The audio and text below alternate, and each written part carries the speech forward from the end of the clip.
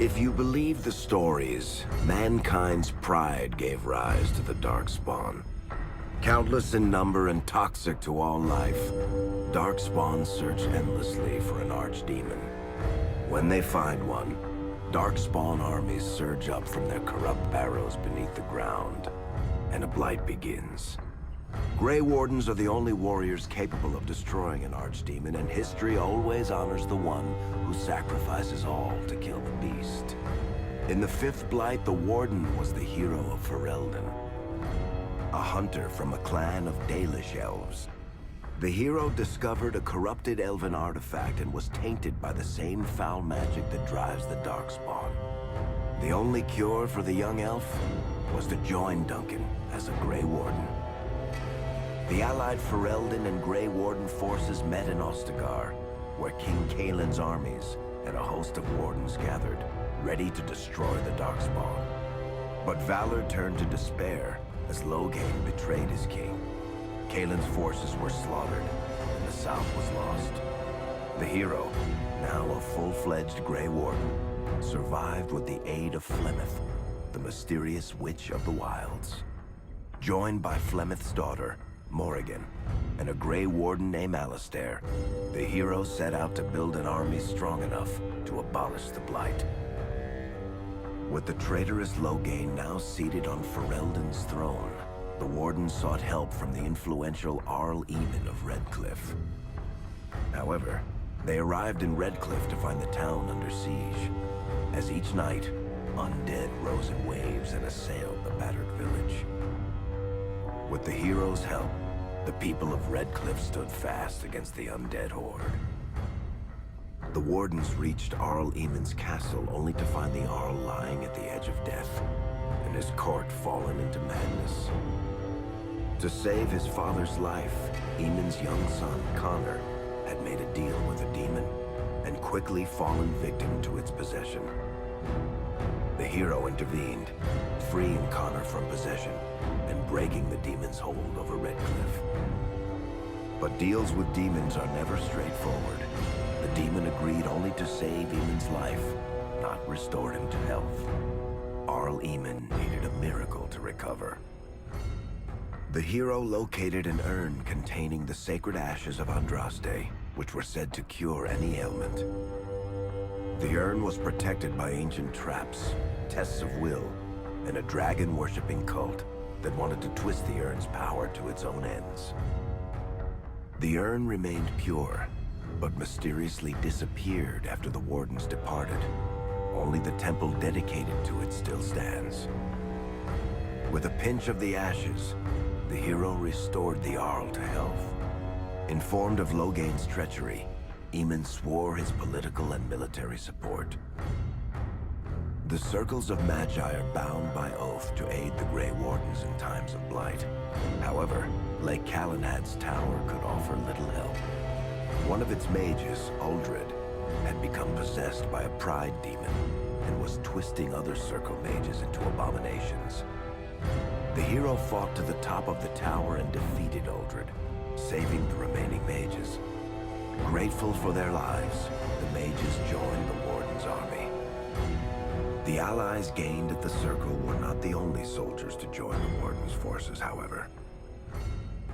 Dalish elves don't usually make alliances, but even deep hatred can be set aside in the face of oblivion. An ancient curse was destroying Ferelden's largest Dalish clans, turning the elves into werewolves. Zathrian, the clan's keeper, claimed that the cure required the heart of the great wolf, Witherfang. Years before, Zathrian himself had afflicted a group of humans with the curse that now ravaged his clan.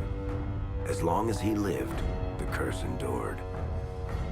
The hero freed the werewolves from the long-standing curse, and the Dalish joined the Warden's forces. Blights may happen hundreds of years apart, but the dwarves who live below the surface of Thedas fight Darkspawn every day. No one is better schooled in battling Darkspawn than the warriors of Orzammar, except perhaps their allies of old, the Grey Wardens. The hero arrived in Orzammar in the wake of King Endrin's death to find political factions fighting for control of the dwarven capital. Only the vote of a venerated paragon could break the deadlock to elect a ruler, and order the dwarves to honor their Grey Warden treaty and join the battle against the new blight. The hero set off to find a paragon named Branka, who had disappeared into the Deep Roads in search of a legendary artifact, the Anvil of the Void, created by the renowned smith Caridin to forge mighty war golems. With Branka's help, the hero restored the Anvil of the Void, and a small army of powerful golems joined the Warden's forces. The hero emerged from the Deep Roads with a master-forged crown to bestow the Paragon's favor upon whichever rival candidate would be crowned king. Balin, the youngest son of King Endrin who was suspected of foul play, or Haramont, the aging traditionalist backed by the Dwarven Assembly. Balin followed his father to the throne. He leads with a ruthless but progressive hand, seeking to re-establish ties to the Surface Kingdoms.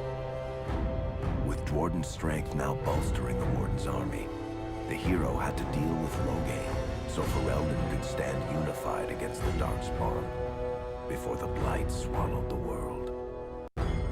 The kingdom of Ferelden stood divided. While some nobles supported Loghain's regency, others condemned his inaction against the Darkspawn. Civil war brewed, and Arl Eamon called a landsmeet in hopes of curtailing the conflict and removing Loghain from the throne. Loghain was found guilty of treason, and the hero carried out his execution in Denerim's palace. As the Warden's united army massed in Redcliffe, the Darkspawn overran Denerim, laying siege to Ferelden's capital city. The hero's army fought valiantly through Denerim and broke the Darkspawn's siege. On Fort Dracon's highest tower, the hero's strongest allies fought alongside the Warden in a final heroic battle against the massive Archdemon. The Archdemon was killed without the sacrifice of a Grey Warden's life. With no Archdemon to lead them, the Darkspawn scattered. Most fled underground, still teeming in number and always seeking a new Archdemon to awaken. The shattered kingdom of Ferelden embarked on a long journey to recovery. In the Blight's aftermath, strong leadership was crucial. Alistair, half-brother to King Cailan, became Ferelden's new king, and the line of rulers who descended from Calenhad the Great remained unbroken. Ferelden still stands, as obstinate and resolute as the Dog Lords ever are, but the events of the Fifth Blight loom over it as the nation rebuilds.